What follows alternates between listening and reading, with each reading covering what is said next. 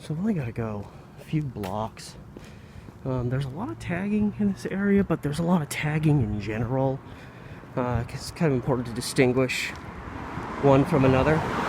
Good and Plenty box, and a slime scooter that actually looks like it might not have been completely destroyed by somebody. Those are oh, that's a vote thing. I'm just wondering what kind of tagging it, because there was a little bit of tagging back at 102nd and Burnside that was clearly in alignment with the protest efforts. Someone had, marked like BLM, looked like some kind of charcoal something on like a pole, kind of like this one.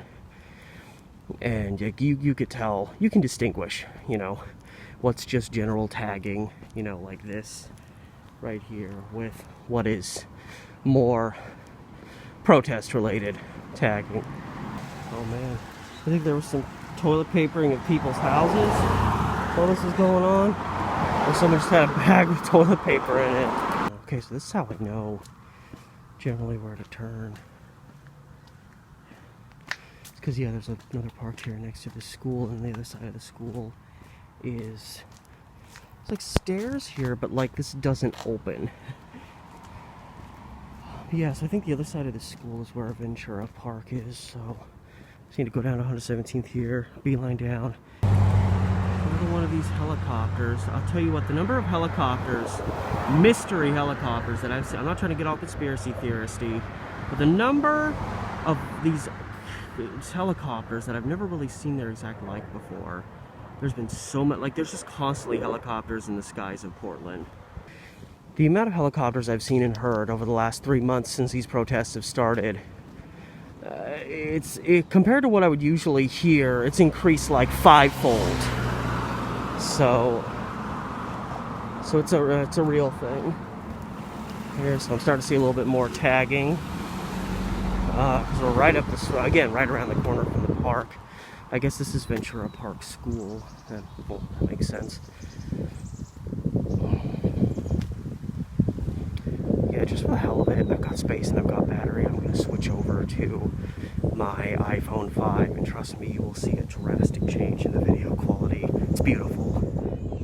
And now we are shooting 4K, everyone, and I got to be very careful with this phone because I just got it and I don't have a case for it. I don't need to be dropping and busting up a phone that I bought literally 3 days ago. Yeah, these marks are all over the street.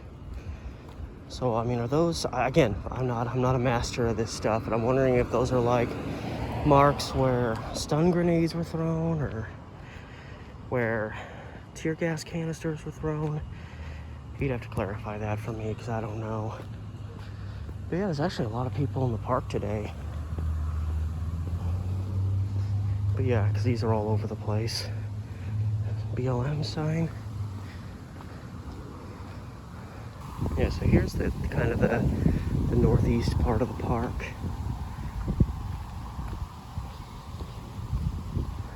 See a lot of these signs.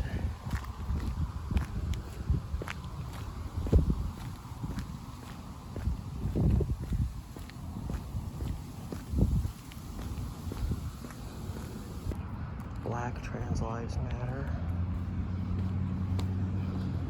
I don't know what this is all about. New stuff.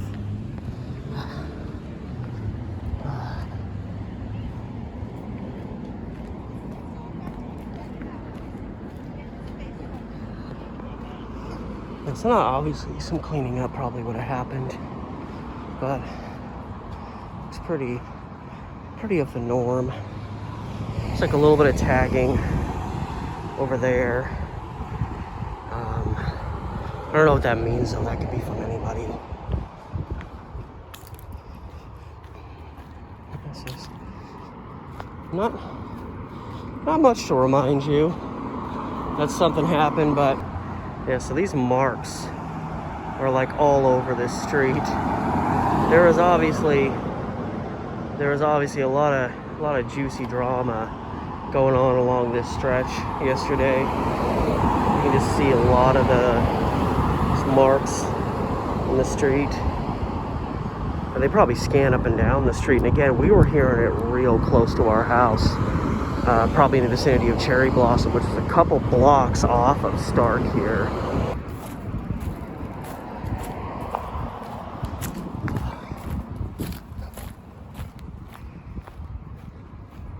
Yeah, whatever happened last night, you can see, you know, city's not burning down.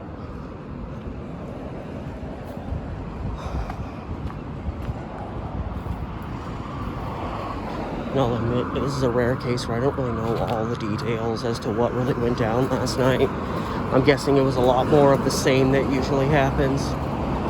But again, you know, every night of protest, they say the protesters are burning the city down. And this was the crux, this was the main gathering point, you know. And obviously a lot of activity happened here because you can see the marks all over the street. I remember when I used to never see these, and I'd start seeing them from time to time and wondering, what the heck is that? Oh man, but we got some real grade A misdemeanor vandalism. This is a felony right here. Looks like some of them protesters tipped over a recycling bin. How could they? Yeah, the park looks pretty much the same as it was when I was here a couple days ago.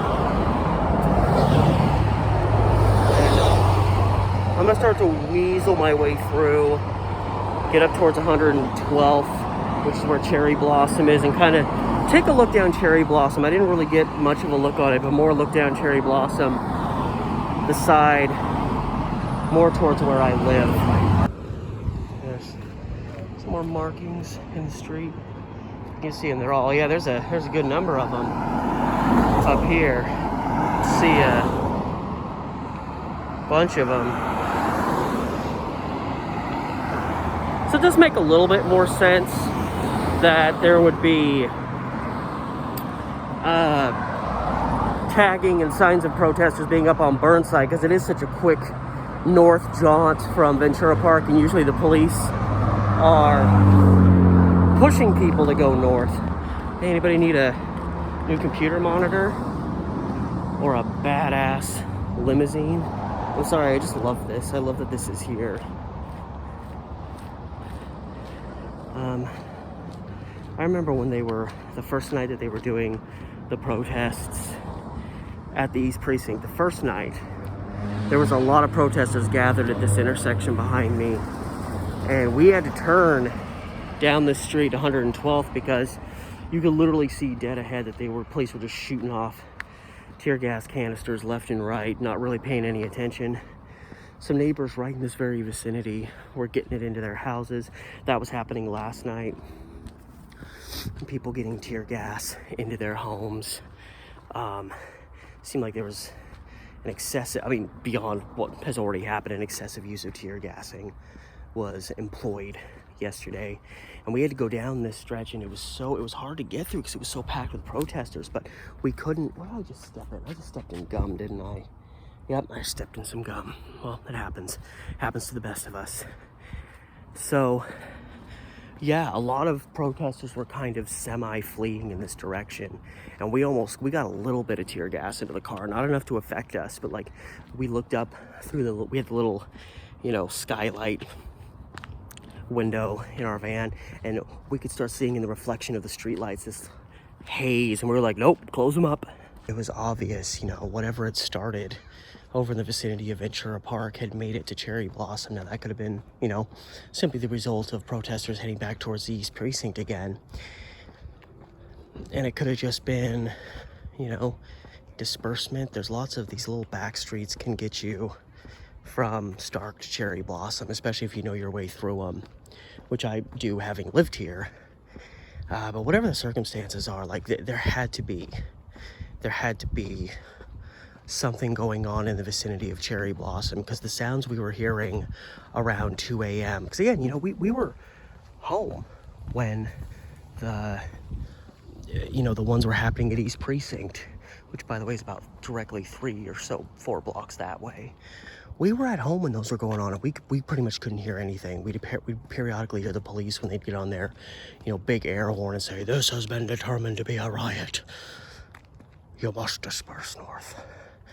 But like we literally, even if we were in the backyard, we pretty much couldn't hear anything. But the sounds that we were hearing last night, like they were close. And even when I was outside recording voiceover or recording a thing for a film I was doing last night in our backyard, the helicopters were real loud. They were circling right over us. And like I heard a horn honk of some people yelling at each other, and it was real close. That was definitely on Cherry Blossom, and that was around like midnight. But yeah, even, 2 o'clock hour pushing 3 o'clock, we were still hearing pops and booms. And 2:48 a.m. exactly, I only know because I was checking my phone regularly, there was a big boom that my girlfriend thought was maybe a gunshot, and I figured it's probably one of those, I don't know, something the police are using. And it was real close. Like it sounded like it was on the street in front of our house. So even approaching 3 a.m. there was activity going on just a block, maybe 2 at the most from our house. So it made it over.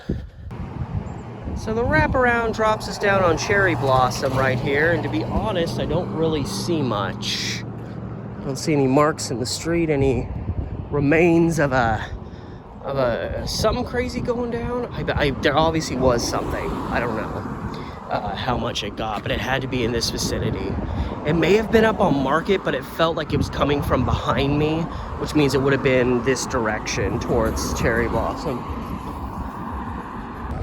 Just wanted to do a little bit of a walkthrough, and of course, as you saw walking through Ventura Park, no real damage done, just some tagging in various parts. That's usually as bad as it gets. As these people get all worked up about, they get worked up about the tagging, the vandalism of tagging, and they don't care that innocent bystanders are getting shot with rubber bullets, that people are getting, struck down with this gross toxic tear gas that the police have no justification for using most of the time. And it goes on and it goes on, and they justify the actions of these alt-right bastards, who come into our town and incite a lot more violence. And, when they come into town, the police just kind of sit on their ass and don't do anything. But then a couple of Black Lives Matter protesters show up and they're there ready to go. Like, it's true. Like, you see it over and over again. It happens all over the country. I don't even need the rest of the country's, instances. All I have to do is see what's happening in my own city to see that obviously, when the Trump protests started, the police protected the, Trump supporters and the right-wingers a lot more than the left-wingers. And then they had the nerve to act like Antifa was causing so much damage at that time, which was just total nonsense. Just people spouting out their asses. Anyway, that's it. Once again, the city of Portland's not burning down. Quit believing all the hype. Stand with the protesters. Black Lives Matter. That's all I have to say. Steve the Amateur Historian. See you next time.